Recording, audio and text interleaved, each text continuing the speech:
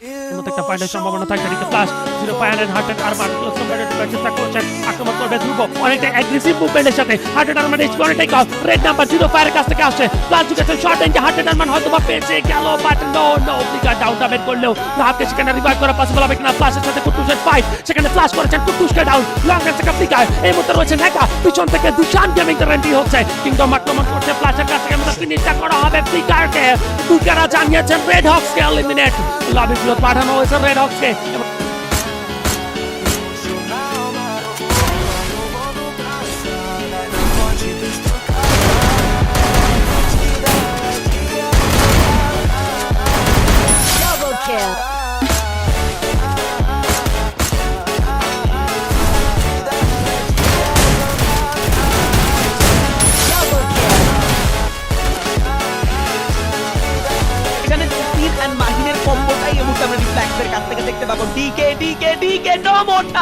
দুটো প্লেয়ারকে যেন একাই তুলে নিয়েছেন ফ্ল্যাটের জায়গা থেকে চমৎকার একটা পারফর্ম দেখলাম আমরা তবে এবার 1v4 ব্যাটলে শারিনের জন্য ফাইটটা বেশ কঠিন অনেকটাই অসম্ভবের মতো একটা 1v4 ব্যাটলে যুক্ত হয়েছে শারিন এন্ড গুড বাই